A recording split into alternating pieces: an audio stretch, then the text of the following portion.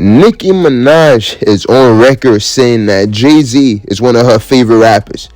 Even though last week she was cussing him and RocNation out, and she still said you in my top 5 in the middle of a rant. On top of Nicki Minaj being Jay's ex-business partner with the Tidal deal, hence why she told him about a karmic debt of $200-300 million, how the did the relationship get so dirty between these two people? Here's the 4 reasons why Nicki and Jay fell out. 3, 2, 1. The first reason is Cardi B and industry politics. When Cardi came out, immediately she was being compared to Nicki. And keep in mind, rap, hip-hop before Cardi and the women rappers that we see today, you really only had one female rapper splashing at a time. That was like a spell on the industry until Cardi B.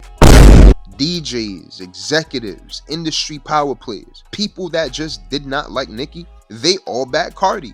They let her break that door down. And through all of this, Nicki was probably wondering, where is the support from her Sagittarius New York brother, Jigga Man? Which leads us into our second reason. Jay-Z and Nicki were business partners. Nicki Minaj literally said that in a Joe Budden interview. And I don't know if that clip was taken out, but I can't find that nowhere on the internet. If anybody listening to this can find that, holla at me because I'll give you your credit.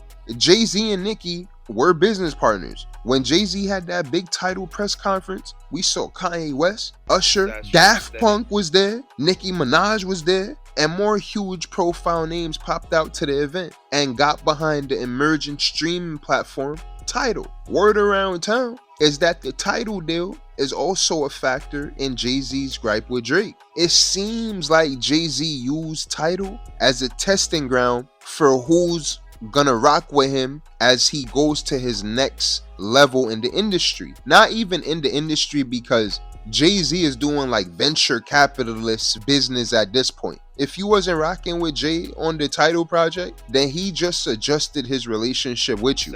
Can you imagine what Nicki was thinking when it was announced that Jay sold it to Jack Dorsey? Y'all know that Jay and Jack Dorsey, they did a deal where they invested 500 Bitcoins into a project. And now Nicki wants some of them Bitcoins in business.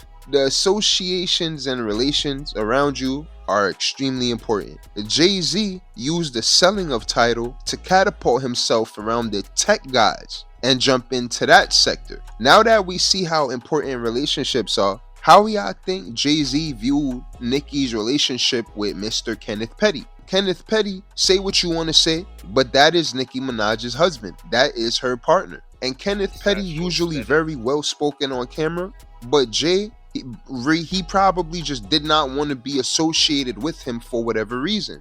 Now, RocNation probably didn't like Nicki's choice, and I'm gonna keep it a bean. I feel like RocNation is one of those companies that pay a lot of attention to public representation. So when it comes to just relationships and who their artists are in relationships with or in relations to, we seen it like with the Tory and Meg. RocNation gets involved with their artists. I don't put it past Jay or even like the RocNation shareholders or whoever to just be like, yo, look, yo, we like you, Nicki. How do you think that's gonna look, right? And then Nicki is like, man, like, I don't care about none of that. That's her husband. And by the way, y'all, this is opinion. All right, this is an opinion. We not here speaking on nobody legal issues. Y'all know I'm not here to do that in this video. That's also interesting because when you look at some of the people around Jay-Z at RocNation, they have some controversial things going on as well. And even in the legal department, just like Mr. 6ix9ine. Right?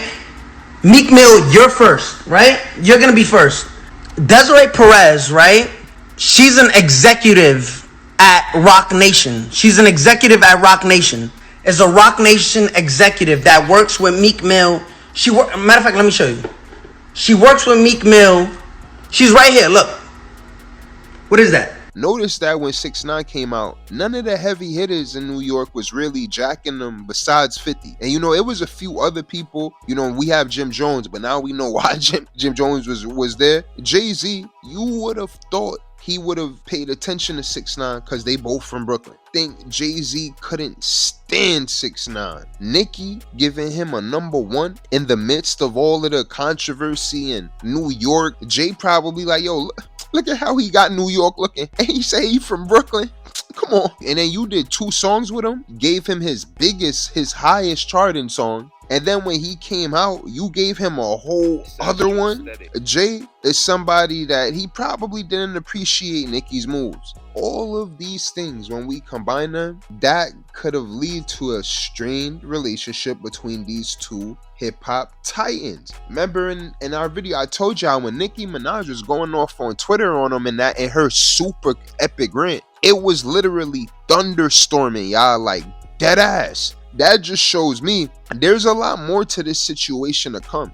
There's a lot more behind the scenes with this. Then now you gotta look at just the industry politics, how the industry keeps trying. And I don't want to say that they're trying to replace Nicki, because I don't think Nicki can be replaced, but just that who is gonna be the leading artist of the next generation of women in music? Who's gonna be that? And keep in mind, Nicki ain't even get her Grammy yet, but then they trying to invite her on the Grammy board, right? And it's like Nicki doesn't really need the accolades at this point. Who knows how deep these things go? But America, make sure y'all subscribe to the Super Tube. Y'all know it's Astro Aesthetics. Let's get a beer. Yeah.